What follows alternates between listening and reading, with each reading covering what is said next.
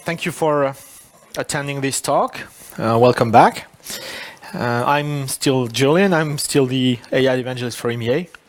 And in this second talk, we're going to discuss a new service that was released at reInvent in December called Amazon SageMaker, and how it can help you pretty simply build machine learning models and go from notebook experimentation to actual production hosting and serving prediction based on this model. So in the AWS machine learning stack, this is where SageMaker stands. Okay, at the top, we have the application services, recognition, poly, translate, transcribe, etc. Okay, super easy to use, just call an API and you're done, okay? And of course they are based on deep learning and machine learning, but you don't need to know anything about that to use them. Now, in some cases, that's not enough, right? Maybe you have a business problem that cannot be solved efficiently, or cannot yet be solved by one of those services. One example would be, imagine you have you need to do image classification on a very specific data set. Let's say, you want to classify mechanical parts. Let's say you want to classify medical images, very domain-specific images that are obviously not part of the recognition stack. Maybe you want to do machine translation on a pair of languages that are not yet available in Amazon Translate. Maybe, right? Or maybe you just want to use traditional machine learning techniques on large data sets, right? And you want to do machine learning in the traditional way, but without managing infrastructure, okay? So this is the sweet spot for SageMaker, as we will see. So before we go into SageMaker, let's look at an overview of the machine learning process. Maybe not everybody here is familiar with this. So who has never really done machine learning before? It's okay, I can raise my hand. All right, a few people, okay. Okay, so fine. So let's see what the typical steps involved in a machine learning process look like, and then we can see maybe what the pain points are, and then maybe we can see if SageMaker can help you solving those pain points, okay? And of course, we'll do some demos at the end. By now, you know I love demos. So the first step is not really a technical step. It's, you've got a business problem, right? And you need to frame it, you need to define it, okay? It's not as obvious as it seems. I still meet a lot of people who say, I think we need to do machine learning. All right, sure, why not? What's your problem? What's your business problem? Well, we're not so sure, but of course, if we experiment with machine learning, I'm sure we'll find problems to solve. All right, sure. Give me a screwdriver and a pair of pliers and a hammer, and I'll find something to fix, right? Fine. Fair enough, But I think it's a better idea to actually say, okay, what is my problem? What am I trying to answer? What am I trying to do here? So a gentleman this morning said, hey, what kind of problem could you solve? And I said, well, actually a lot of different problems. Maybe you have complex enterprise data and you want to find insights in there. Maybe you want to classify medical images, like I said. Maybe you want to do translation. Maybe you want to do automatic text generation, write articles or summarize articles, that kind of thing. So start from the problem, okay? What are you trying to do? And please, if someone comes to you, even if he's the VP or some kind of boss and says, we need a machine learning strategy, it sounds like a Dilbert cartoon, right? And usually they look like Dilbert characters as well. Just tell them, okay, tell me what problems we're trying to solve, and yeah, we'll build a strategy. But give me the problems. What is this company trying to do, right? What are the pain points in this company that IT has not been able to solve? It could be, customer support. It could be a million things. What are the problems? Start from there, and then we can solve it. Okay, it sounds obvious to say it, but you would be surprised, right? And I'm sure you guys have examples of that. So framing the problem, understanding what we're trying to solve, what kind of data you need to solve it. Okay, so if it's classifying medical images, okay, fine. The data set is pretty obvious. If the problem is, why is this factory 2.3% less efficient than this factory? That's a more complex problem. Actually, I have a customer in France who did this with gas refineries in the Gulf. One is in Bahrain, I think, and the other one in Qatar. I may be wrong, but right? And one, exact same builds, exact same company, exact same buildings, exact everything. They were built at the exact same time. One of them, same processes, twin, right? Twin refineries. One of them was 1.5% less efficient than the other. Yeah, they spent a lot of time investigating, and then they used machine learning. They collected every kind of data they could think of in there, and they built machine learning models, and they ended up finding that, oh, okay, actually it's normal, right? Okay. Because, I don't know, I don't remember if it was an environmental issue or something, but it was normal, okay? It was expected that this one would be less efficient. But how do you solve that problem, okay? Anyway, so you need to collect data. And it could be your own data, it could be third-party data. If you want to do machine translation, probably you're going to grab some data sets. You have plenty of data sets out there with multiple languages. Maybe you're going to buy some data. Maybe some of that is customer data. Just figure out what data you would need to build a model. And the answer, where do we stop, right? How much data is enough? Well, the thing is, if a human could look manually at the data and figure out the answer, that should be okay.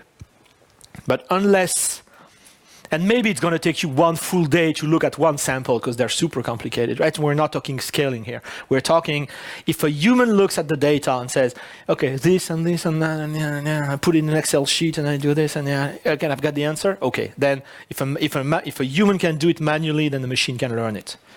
If a human cannot do it manually, try to figure out what's missing and go and grab that data. Okay, so you need to talk to domain experts. Okay, so you need to talk to the people who actually do this for a living manually or semi-manually and figure out, I'll give you this data, can you find the answer? Yes or no? So once you have that data, you need to integrate it in your platform, in your data platform, and you need to prepare it and clean it, fill missing values, remove outliers, the joy of data preparation, right? And that takes a lot of time. Once you have a data set that starts to look like something nice, you can visualize it. You can try to get a sense of, okay, how does my data look like, right? What's the distribution, blah, blah, blah, okay? Based on this, you can start doing feature engineering. So transforming the data sets into features that will actually be fed into the model.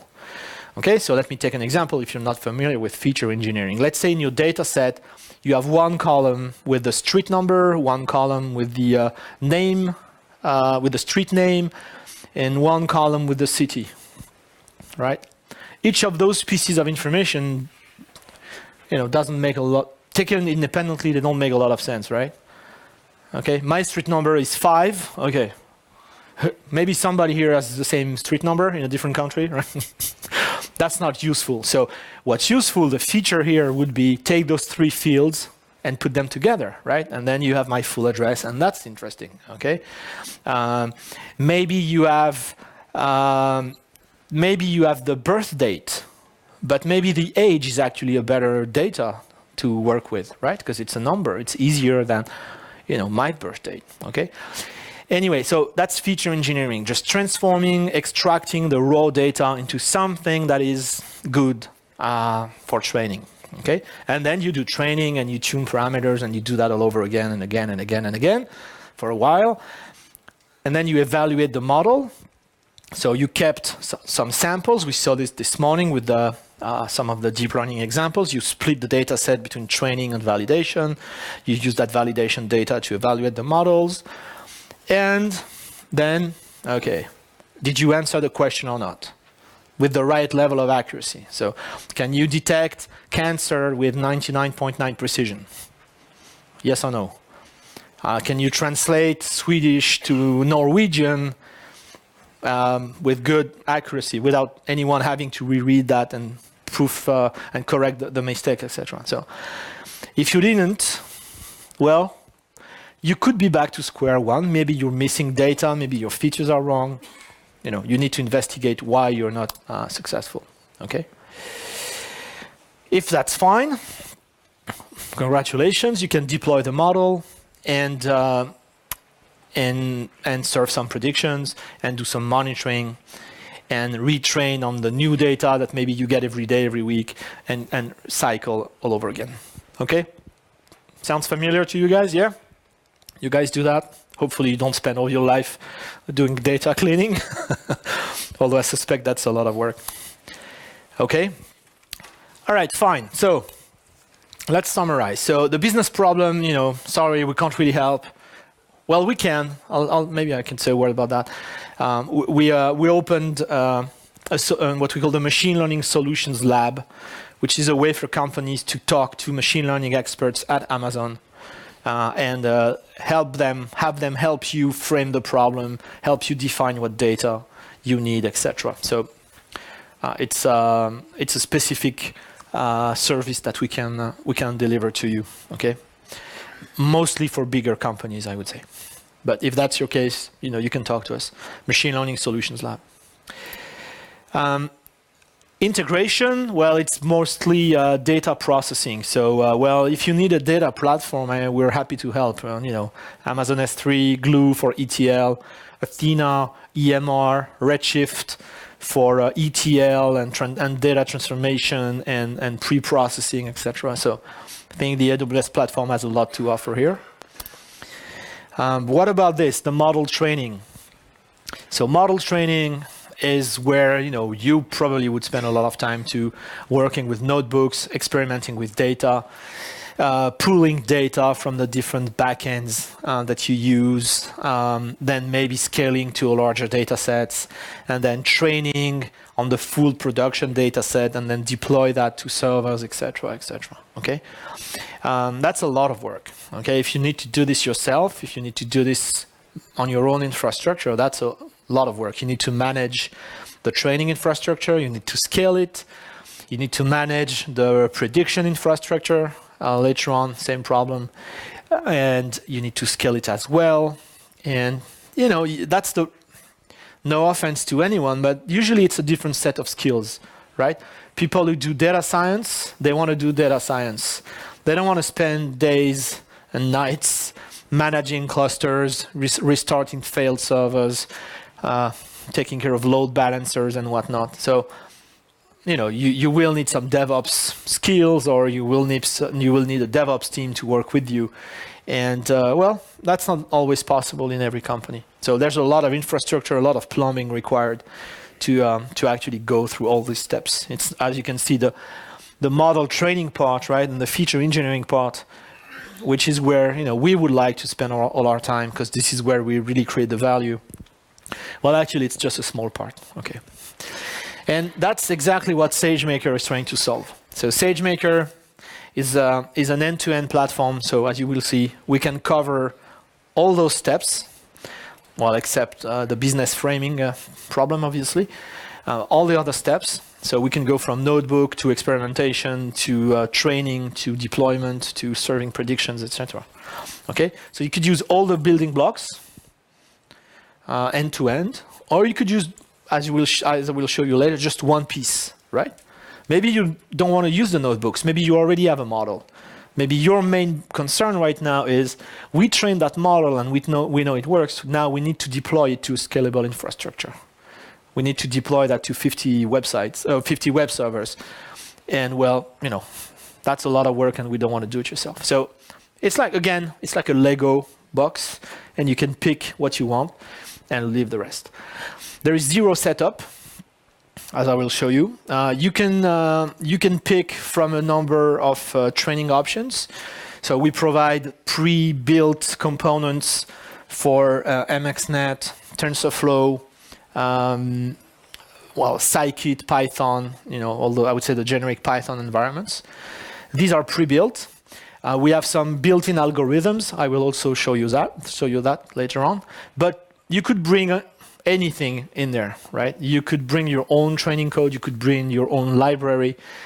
You will understand how in a second. Okay, so you can train with anything. Make it very simple or make it very custom if you want.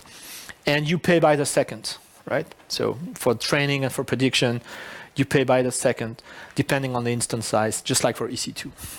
All right? So with SageMaker, you're going to have three major building blocks, I'd say. So the experimentation block, the build block, where you can use notebook instances, right? Just fire them up and wait for a few minutes and start, writing your code or running your code, just testing with the data.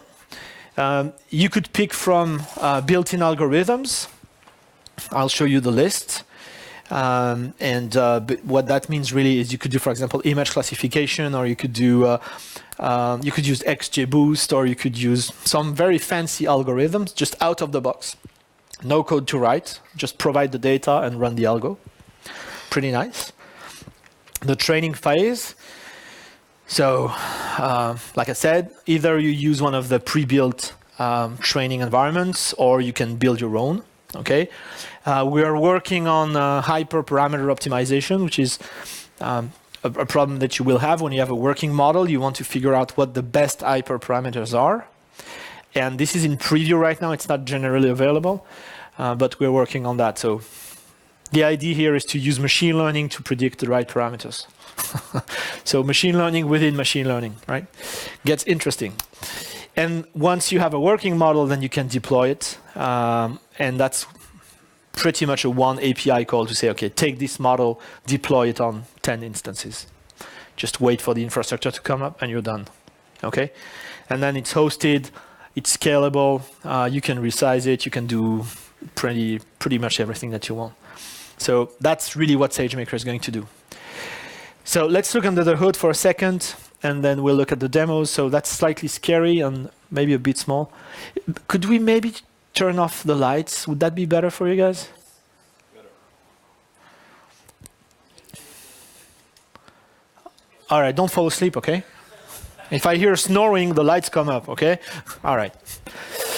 So, so maybe you should stay here. So on the right side, right? On the right side, in that orangey box, you have Docker containers. It's all based on Docker. And now you go, oh no, I should have listened to Abby as well. Okay, the container track. So don't worry if you're not familiar with containers. You don't have to be a container expert to use SageMaker, right? As you will see, it's only when you want to fully customize your training or prediction experience that you have to go into the Docker details. But so we're hosting the training code and the prediction code in Docker containers. Okay, then when you write your notebook, okay, or you write your Python code, there is a Python SDK coming with SageMaker. We're going to pull the containers into the blue box, the bluish box, okay, your environment. Okay, so if you'll see some examples when I do the demos. If you want to do, let's say, let's take image classification. So we have a built-in algo for image classification. So you're going to say, hey, I want to use that one. We're going to pull that container into your environment, right? And you're going to provide what we call the helper code, which is really the code that is going to prepare the data and just inject it into the container. Okay. So your script. We just need a little bit of light. Okay. All right. Okay. Fine. Yeah. I guess that's fine. Yeah. Okay. Okay. So you're going to bring that training code. You're going to add your own code, right? Saying, here's my data set. Here are the parameters I want for the image classification task. Boom. Right? And all that stuff is going to run. Okay. And then when you want to deploy that, we're going to take those same containers and deploy them on different instances automatically to serve predictions from your application. Okay, and everything comes in and out of S3. That's not a surprise. So training data and everything should be in S3. Models are saved in S3, etc., etc. Okay, so under the hood, it's Docker. It's a Docker fleet where we pool containers, our own containers, the built-in algorithms, the built-in TensorFlow environment, etc. Or you bring in your own containers. Okay, if you want to use a framework that we don't yet support or something completely custom, you could push your own training Docker image into the repository and use it in your jobs. Okay, so this is how it works under the hood. So a couple of customers. Well, Intuit, probably you're familiar with them. They do financial software. And, well, as you can imagine, they have a lot of machine learning tasks. And, yeah, again, the quote is probably a little small. But, yeah, what they say is they can basically speed up by building and deploying at scale on the platform. And if you already use AWS, we're all about this. We're all about helping you go faster, build stuff, focus on your business problems, and don't worry about the plumbing, right? We take care of that. We take care of managing the infrastructure.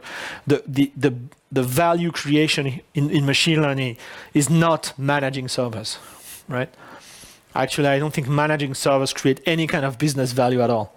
Okay, so if you're finance experts like Intuit, you have your data, you want to crunch it, you want to extract insights, and you want flexible, scalable infrastructure to do that automatically. And this is what Sagemaker does. So Digital Globe, they do satellite imagery, right? And if you never heard of those guys, they were the first official snowmobile customer. Who's heard of snowmobile before? The truck, the 100 petabyte truck. Okay, it's not an April's Fool. So it's a truck, a proper truck, with 100 petabytes of storage in there. And so you order it. It shows up at your data center. You connect it, and you copy petabytes, up to 100 petabytes of data on snowmobile. And then we drive the truck back to the nearest or whatever AWS region you want, and dump all of it in S3, right? So yeah, it's pretty funny, but you have to have a lot of data, right? It's probably a bit expensive if you just want to transfer terabytes. Although I would love to drive that truck. Okay, so yeah, Digital Globe, they run machine learning on satellite images. So well, that's a ton of data. So they need a very, very scalable platform to do this, and they do it on SageMaker. Okay, but it's not only really big companies like Intuit or Digital Globe. Actually, just last week, January 19th, so a couple of days ago, this organization called Development Seed, and they work with open data, right? They're an open data company in Washington, D.C., I think.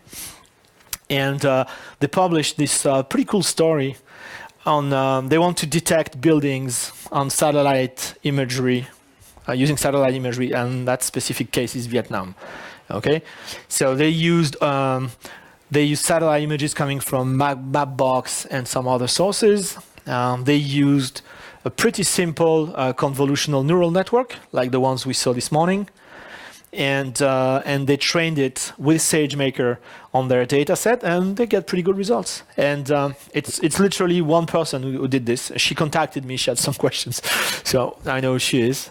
And it's really one engineer doing this end to end. And again, it didn't take months to do this. It's a pretty quick project. Okay, so it goes to show you can address some pretty complex problems with SageMaker, and you don't need to have a full team of 60 people to do this. Okay, you can read about the articles, and actually, I think you can replay. I haven't tried it yet, but you can replay the full demo. They give you all the tools to do it. So if you have satellite images, you can try it. Very nice. Okay, so let's look at some demos. So we're going to go from the simplest to the most complex, right? So I'll show you basically the 4 ways in which you could train a model on SageMaker. Okay, so the first way is keep it super simple. Use one of the built-in use one of the built-in algorithms, okay, and just throw your data at it, okay. The second way is you already have training code, so like the one we saw this morning. So maybe you already have a TensorFlow script, maybe you already have an MXNet script, okay. So you want to run that training code on the data. You want to bring that script, inject it in an MXNet training task or a TensorFlow training task, and get some results, okay. The third model is you already have a trained model, okay? Maybe you trained it on AWS, maybe you didn't, it doesn't matter.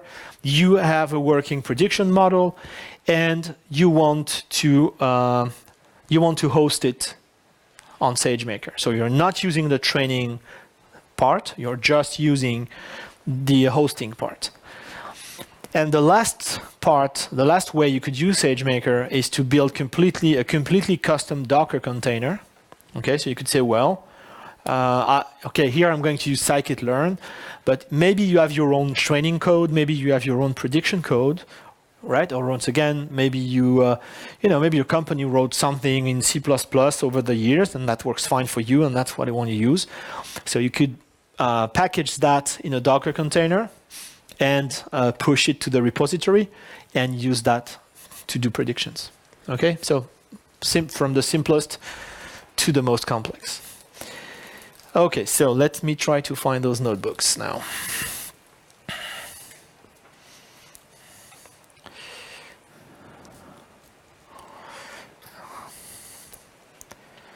And yeah, well, let's do this one.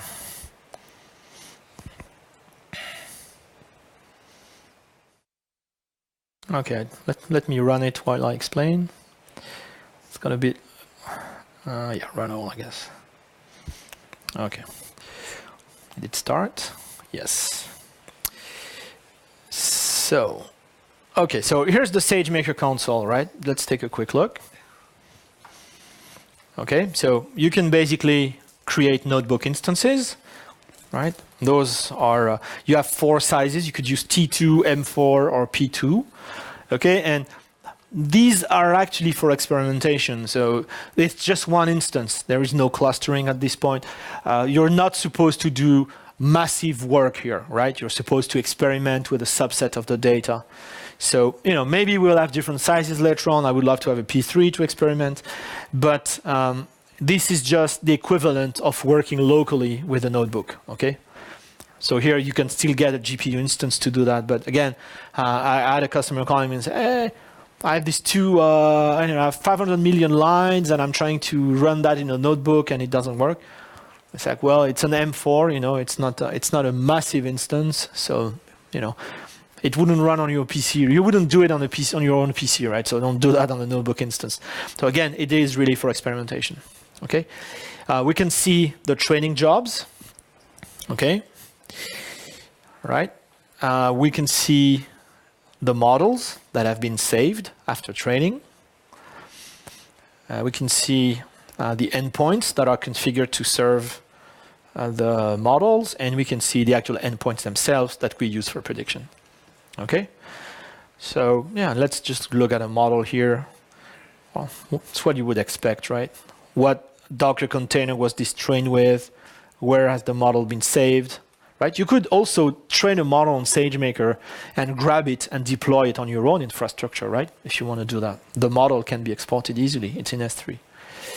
Okay, and you can see everything. You can see the logs and etc. etc. So SageMaker is pretty easy to use. So once you have created that notebook instance, you click open, and you get directly here, right? Okay, so that's the interface directly into the notebook. So obviously it's a Jupyter notebook, so you could create a terminal. You could clone your GitHub repository, and that's what I did here with my notebooks and a few others, right? So that's right. Just jump to the terminal, called git clone, blah blah blah blah blah, and you have your notebooks. Okay. So very safe, very simple environments. Okay. So the sample notebooks directory is present on all notebook instances. And I strongly encourage you to read this because it gives you a ton of examples on how to use SageMaker. So for example, the simplest ones are here, Amazon Algos. If you want to figure out how to do image classification with the built-in algorithm, there's a notebook for that. If you want to figure out how to use XGBoost for MNIST classification, for example, you have a notebook for that.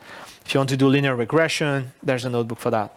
Okay, and then you have more complex examples. You also have some examples of applied machine learning. So, using breast cancer data for prediction, predicting video game sales, predicting customer churn, predicting response to marketing campaigns, etc. So all these examples are really cool because they give you a starting point, and this is where you should start. Okay. Maybe just a word about the built-in algos.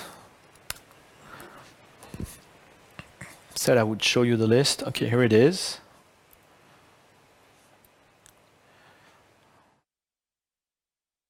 Okay, so we have I would say, the reasonable stuff, like linear regression, XGBoost for classification, factorization machines, right? So what you would expect, k-means for clustering.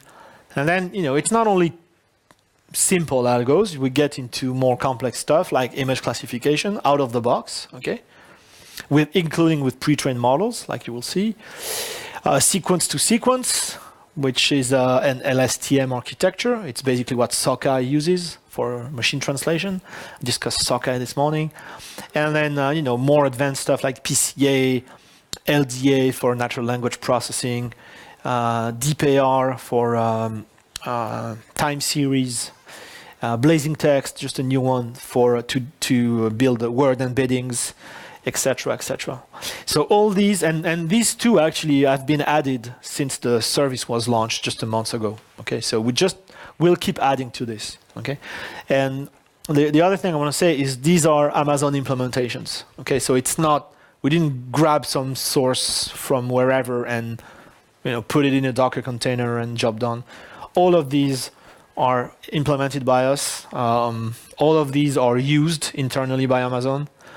So, the promise here is that we're trying to build 10x better algorithms. Okay, so we have some benchmarks that show that most of these, actually, maybe all of these, are 10x better than anything else. So 10x better means 10x faster, 10x cheaper, etc., etc. So these are Amazon scale implementations. Okay, so you can trust them to be scalable and efficient.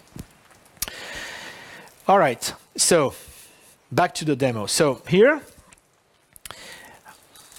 image classification, once again, is a simple example. So what we're going to do is, what I want to do, my business problem here, is I want to classify a data set. Okay, and that data set is CIFAR 10. Okay, that's 10 classes, airplanes, automobiles, etc., etc. Okay, these are pretty small images, 32 by 32, 50K images total. And I want to classify those in 10 classes. Okay, so I want to be able to recognize trucks from birds, from horses, and ships, etc. Okay, so of course I could grab that data set and I could train from scratch. Okay, so if I was not using SageMaker, I would maybe do it like I did this morning.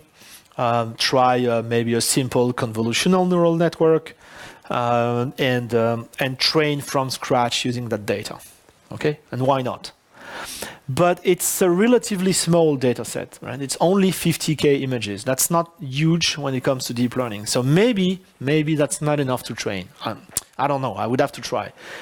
And well, training is not an easy thing to do, right? You need to worry about hyper network design. You need to worry about hyperparameters. What's the learning rate? How many epochs? I mean, you got a sense of this morning, right? There are still a few parameters to use. So maybe I don't want to do training, right? So here I'm going to grab that image classification built-in algorithm. And one of the parameters to that algorithm is, do you want to use a pre-trained network or not? Okay, so we at the moment, we provide the ResNet family of networks, so pretty state-of-the-art, pretty advanced convolutional neural networks.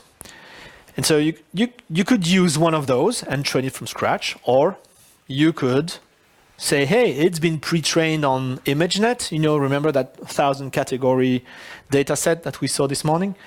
And maybe that's a good starting point for my problem, because ImageNet has millions and millions of images. So, it's probably able to understand my data set already, okay? Maybe I could use it as is, like I did with the violin picture this morning. Or maybe I could just fine-tune it. Maybe I could just train it a little more using my own data, right, to adapt it to those 10 classes. Okay, and this is what I'm going to do here. So, well, first of all, I need to declare an S3 bucket, because we're on AWS, so it all starts with an S3 bucket, always. Here's the list of containers. Okay, we have one per region, and as you can see, this one is called image classification. And so I'm going to pick the one that corresponds to the region name I'm running. I'm running in US East 1, so that's the one I'm taking here, okay? Okay, then I need to download the data set, right? I will copy it to S3 in that S3 bucket that I mentioned. And then I need to define training parameters for my algo, okay? Keep in mind, my algo here is really it's a ResNet model, pre-trained. So what should I tell my algo here? So I'm going to say, well, I want, don't give me the biggest ResNet because it might be too long to train. Maybe I don't need it. So you can select the depth of the network. I'm going to pick 50 layers, kind of a middle value. I'm going to give the shape of the images. So here in my data set, they've been resized to 2828. For no good reason. And that 3 is the number of channels. It's red, green, and blue, so, color pictures. So each picture is actually a 3D matrix, or tensor, I should say, with 3 channels, each of them 28 by 28 pixels, okay? How many training samples? 50,000. How many classes? 10. What's the batch size? Why not 128? How many epochs should I run? Well, for fine-tuning, I don't need a lot. So maybe 10 epochs are enough. What's the learning rate? Well, let's stick to a reasonable value like 0.01. And yes, I want to use a pre-trained model. So I'm not going to forget the previous training of that ResNet. I'm going to keep it and just run for 10 epochs on my data, right? Okay, so that's the parameters. So now I need to put all that stuff in a nice JSON document because it is AWS, right? So S3 and JSON are usual suspects. So I need to specify which algo I'm using. So the training image corresponds to the Docker container I selected. What kind of instance do I want to train on? So here I just say, hey, give me just one P2 instance, but I could do distributed training. Use multiple instances to speed up. Here it's a small data set, so I don't need to. And then the hyperparameters that I just defined, right? The image shape, the network depth, number of samples, etc., etc. Okay? The last thing I need to do is define where my data is. So my training set is in S3, right? Where I uploaded it. My validation set is in S3 in a different prefix where I uploaded it, and that's it. Okay, so when you use a built-in algo, it's the only thing you have to do is copy your data to S3, select a Docker image with that algo, define the parameters, define where the training data lives, define where the validation data lives. As you can see, there is no machine learning code in here, right? It's just data preparation. Okay, and well, I can then kick off my training job. Okay, so I use the Sagemaker SDK to do this. And that's it. So now, automatically, this creates that P2 instance. It's going to fetch the right Docker container, point my data at this container, let it run, copy the result to S3. right? So as you can see, it's really not, it's a machine learning process, but you don't need any machine learning expertise to do this, right? Not much. So is it complete yet, or is it still, okay, it's still running. Okay, so yeah, because I forgot to start it because I was eating candy. All right, so let it finish. We'll switch to the other ones and we'll come back to that, okay, I promise. Okay, because I want to show you how it works. But you saw I want to show you how to deploy it, okay? Yeah, it's going to take a few more minutes. Okay, so once it's done, then I'm going to plot some stuff and I'm going to deploy it. So it's very similar. I'm going to, where is that thing? Yeah, here. I'm going to say, hey, give me a M4 instance. Give me one, just one, and deploy that model to that instance.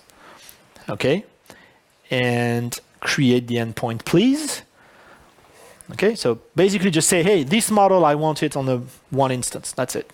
Wait for a bit, and then it's deployed, and we can try some test images. Okay, but let's wait for that thing to conclude. Hopefully, it will finish soon enough.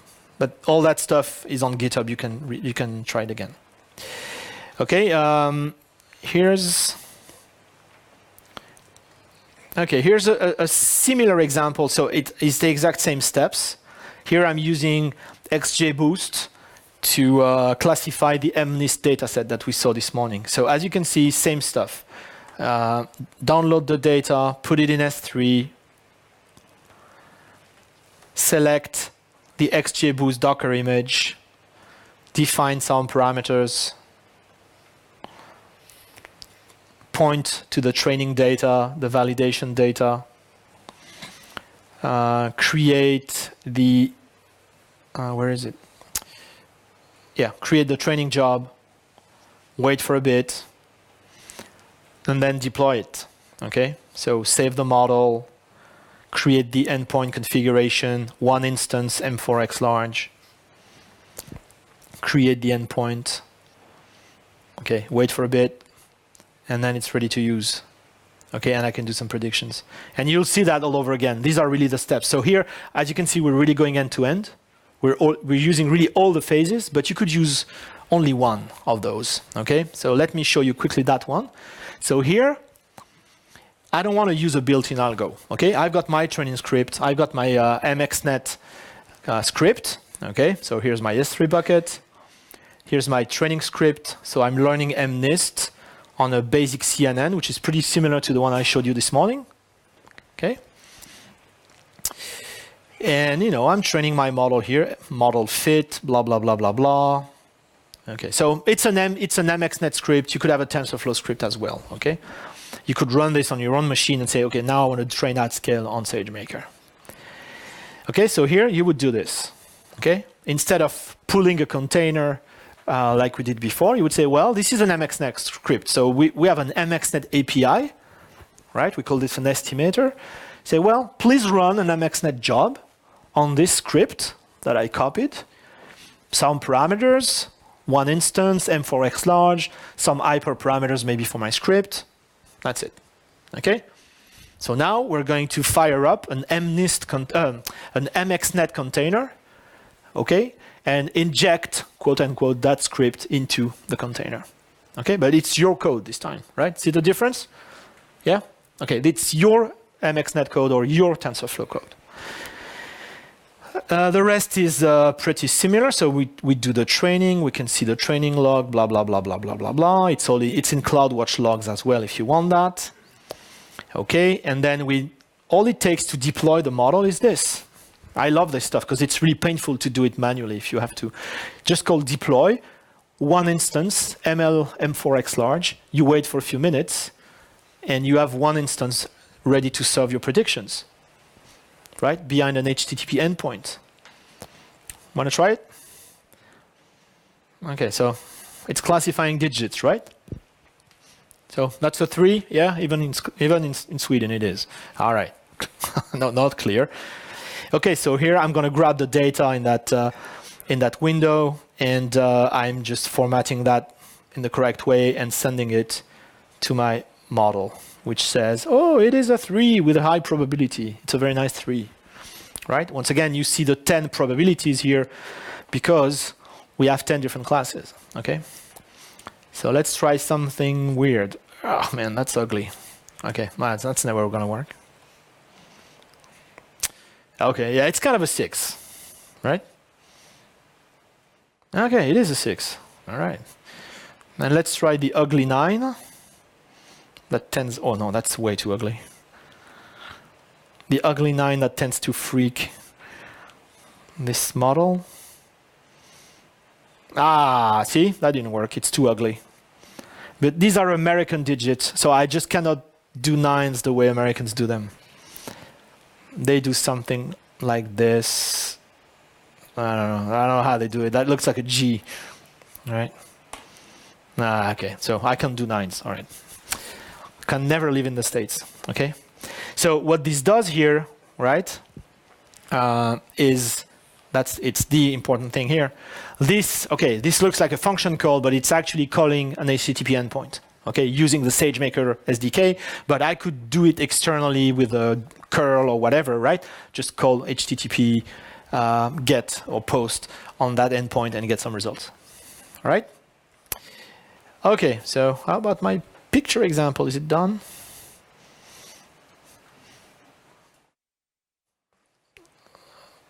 Oh, no. Training completed. Okay, that's good. And here something blew up. Okay, but that's okay. We don't care. Oh, yeah, it's the log stream. That's wrong. Okay, so let's just create the model now.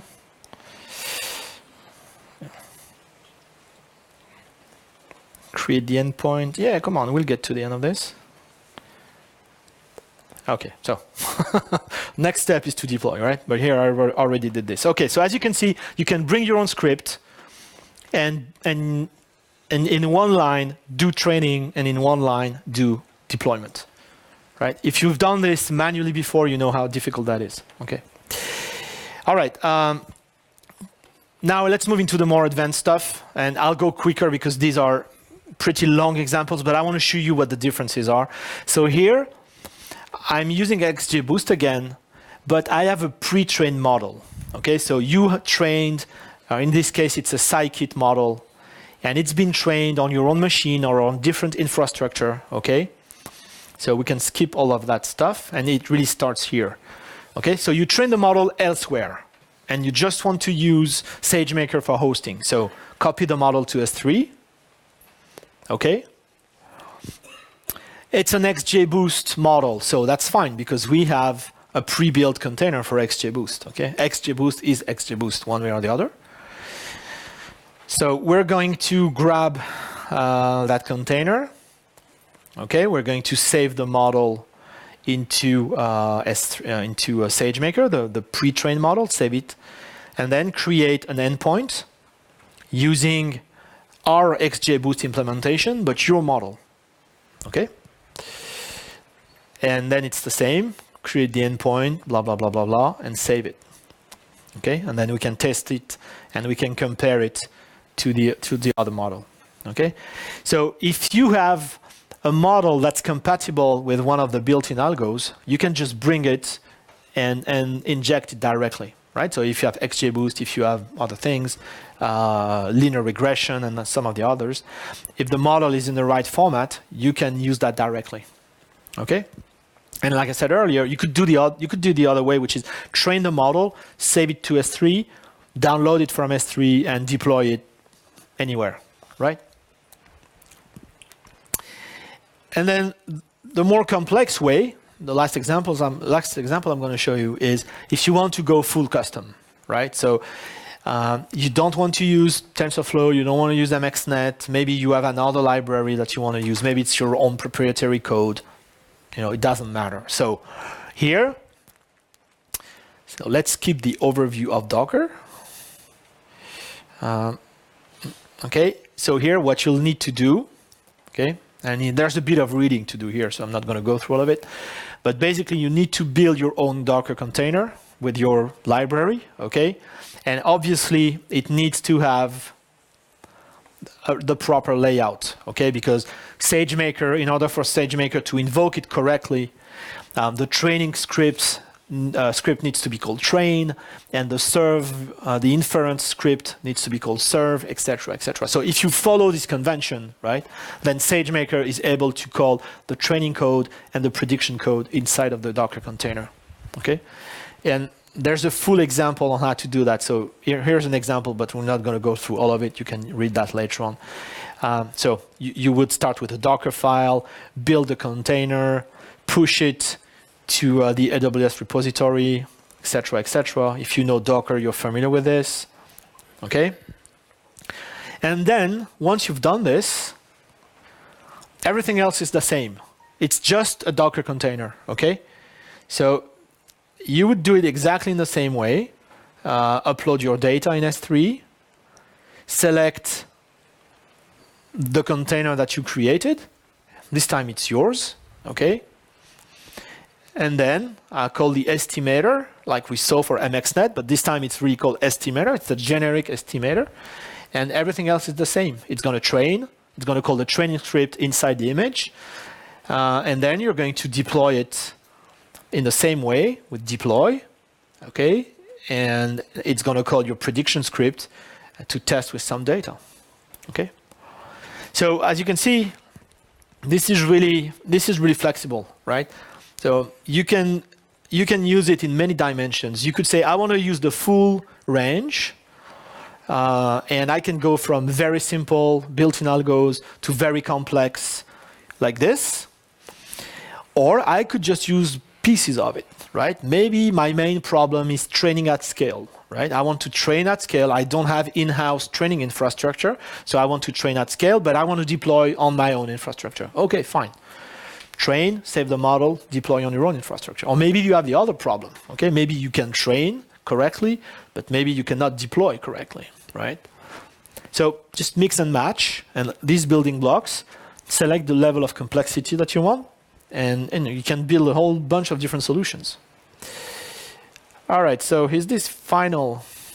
No, not yet. Okay, I'll leave it running, and well, I guess it's time for the break, is it? Yeah, I think it is. Yeah? All right, it is. 5 minutes, okay. So I'll leave it running, and it should be done in a few minutes. And if you want to stick around for the last session, we can show you this. But you get the idea, right? It will work pretty much like that XGBoost example, where we go end to end and deploy.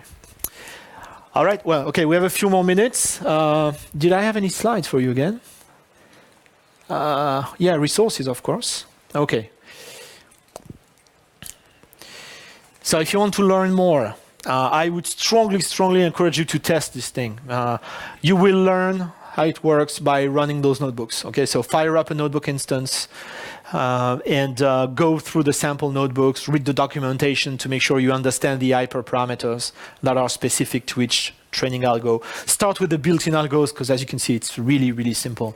And then you can try maybe an MXNet script or a TensorFlow script.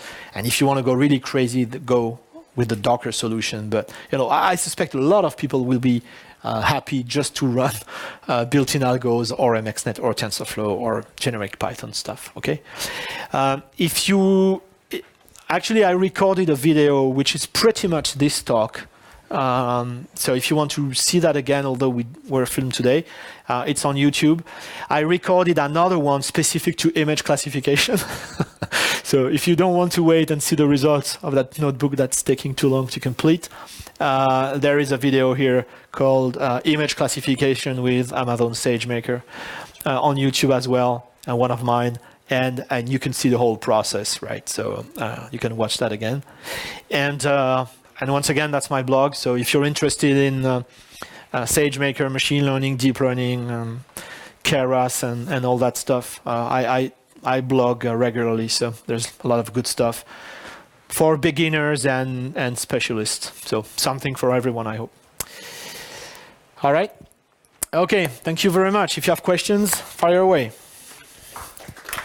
Thank you. Yeah. Will your slides be available? No. Of course. So I asked my colleague, I checked with my colleague. So once I gave them to my marketing colleagues, which I haven't, so it's my fault. They will send them to you. So you will get an email in the next few days with a link to download all the slides. If for whatever reason you don't get the email or you forget to download them, etc., I will put them on Twitter probably later today. And if you need them next week and you don't want to go through the Twitter feed, just ping me on Twitter or LinkedIn, and I put everything on Slideshare. So you might try your luck on Slideshare. Julien Simon, AWS should only be me. You never know. Maybe I have a clone. But yeah, just generally, if you need to ping me, Twitter is the best way. I tend to respond much quicker than anything else. Okay, so don't hesitate. It doesn't take a lot of time for me. Okay, yeah. So you will get everything, and all of those notebooks are on GitHub too. Okay, so just ping me if you need anything. Yes. Yeah, can you use SageMaker for correlation theory prediction, not prediction, check? Or is it like not designed for that, or it's only for training? That's a good question. Do you have a specific example? Well, you have like two sets of data, and you need to prove that they are correlated. So I would say a notebook is a notebook is a notebook, right? So S3 is your friend. If your data is in S3, you can pull it into a notebook, and you can experiment easily. And if you use the largest notebook instance, it's a P2XL, so it's not huge, but it's pretty large. You can already do a lot of work. The jobs that you create, they really are training jobs. So the output should be a model. So I would say if you need scalable infrastructure to do data processing like that, maybe you need to, and you like Docker, because if you hate Docker, you like Docker? Yeah, of course. Okay, well, some people don't. I don't know. Anybody hates Docker? No, you're too polite in Sweden. When I ask this question in Israel, it's like, yeah, it's crap, yeah, well. No, Swedish people are super polite. Thank you for that. No, you didn't throw anything at me. I appreciate it.